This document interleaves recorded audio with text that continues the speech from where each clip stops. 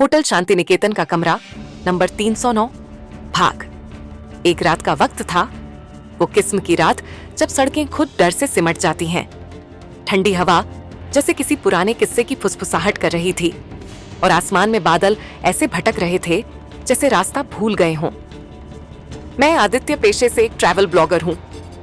उस दिन मैं मसूरी के एक पुराने होटल शांति निकेतन पहुंचा था। नाम सुनने में बड़ा सुकून देने वाला था, लेकिन उस होटल की दीवारों में कुछ ऐसा था जो बिल्कुल भी शांति जैसा नहीं लगा। होटल पुराना था, लेकिन अजीब बात यह कि उसकी वेबसाइट पर तस्वीरें नहीं दिखती थीं, साफ सुथरी, चमकदार, जैसे किसी ने फोटोशॉप से उसकी उम्र छिपा दी हो। मुझे लगा चलो कंटेंट के लिए तो परफेक्ट जगह है। पुराना होटल, पहाड़, बारिश और थोड़ा रहस्य, सब कुछ एकदम फिल्मी। मैं टैक्सी से पहुंचा तो गेट पर खड़ा चौकीदार बस मुझे घूरता रहा। रूम बुक है मेरा, नाम आदित्य वर्मा, मैंने मुस्कुराते हुए कहा। वो कुछ पल तक चुप रहा, फिर धीरे से बोला, कौन सा रूम साहब? मैंने फोन निकालकर बुकिंग दिखा दी, रूम नंबर 309। चौकीदार की आंखों में जैसे एक पल को कुछ झिलमिलाया, डर या शायद अफसोस, कह नहीं सकता।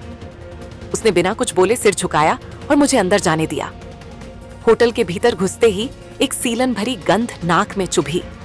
सीढ़ियों की रेलिंग पर धूल जमी थी, लेकिन किसी ने हाल ही में उस पर हाथ फेरा हुआ था। शायद कोई चढ़ा था या उतरा था, लेकिन कौन? काउंटर पर बैठी रिसेप्शनिस्ट ने मुस्कुराने की कोशिश की, मगर उसके चेहरे पर वो मुस्कान ऐसे थी जैसे मजबूरी में लगाई गई हो। स्वागत है सर, ये आपकी चाबी। उसने मुझे पीतल की एक भारी सी चाबी दी जिस पर मोटे अक्षरों में लिखा था 309। मैंने पूछा, होटल में और भी गेस्ट हैं क्या?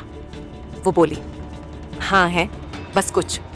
उसकी आवाज में कुछ शब्द के बाद जैसे कोई छाया सी उत्तर आई। कमरा तीसरी मंजिल पर था। लकड़ी की पुरानी सीढ़ियां हर कदम पर ची ची की आवाज करती, जैसे हर कदम पर किसी ने शिकायत की हो।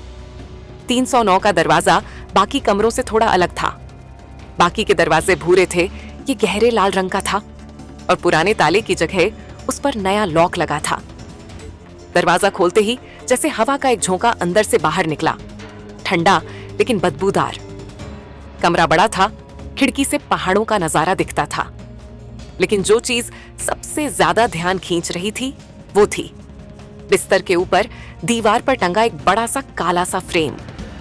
अंदर किसी औरत की तस्वीर थी, सफेद साड़ी में, लंबी खुली जुल्फें और आंखें एकदम सीधी, जैसे अभी भी किसी को देख रही हूं। मैंने मोबाइल निकाला और उस फोटो का शॉट लेने लगा, तभी खिड़की के पास कुछ हिला। पर्दे अपने आप हिल गए। मैंने सोचा हवा होगी, लेकिन खिड़की तो बंद थी। शायद थक गया हूं, मैंने खुद से कहा और लैपटॉप निकालकर नोट्स टाइप करने लगा। करीब आधा घंटा बीता होगा जब दरवाजे पर थक थक थक की आवाज आई, धीमी मगर साफ। मैं उठा, दरवाजा खोला। बाहर कोई नहीं था, कॉरिडोर खाली था, बस लाइट टिमटिमा रही थी। मैं मुस्कुराया, क्लासिक हॉरर होटल वाइब्स, और वापस कमरे में आया। लेकिन दरवाजा बंद करते ही देखा बिस्तर पर किसी ने हाथ रख छोड़ा था। धूल में उभरा हुआ हाथ का निशान, पतला, लंबी उंगलियों वाला। मेरे गले में कुछ अटक गया। मैंने धीरे से बोलने की कोशिश की, कोई मजाक तो नहीं? लेकिन फिर बाथरूम से टप टप टप की आवाज आने लगी, पानी गिरने की आवाज। मैं अंदर गया, नल बंद था, लेकिन शीशे पर किसी ने उंगली से लिखा था 309 मेरा है। मैं ठिठक गया, दिल की धड़कनें जैसे कानों तक सुनाई देने लगी। उस पल मुझे पहली बार लगा कि शायद मैंने गलत होटल चुन लिया है। फिर अचानक पीछे से ठंडी हवा का झोंका आया, जैसे किसी ने फूंक मारी हो। मैं पलटा, बाथरूम का दरवाजा अपने आप बंद हो चुका था। मैंने हिम्मत करके खोला, मगर अंदर कुछ नहीं था।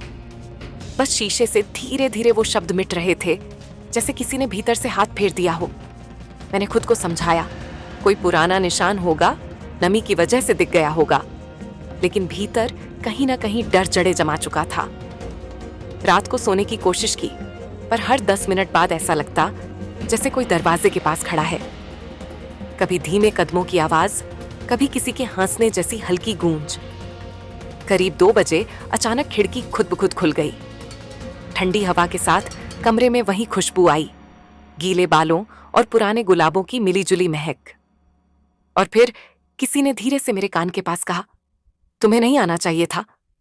मैं झटके से उठ बैठा, पर कमरे में कोई नहीं था।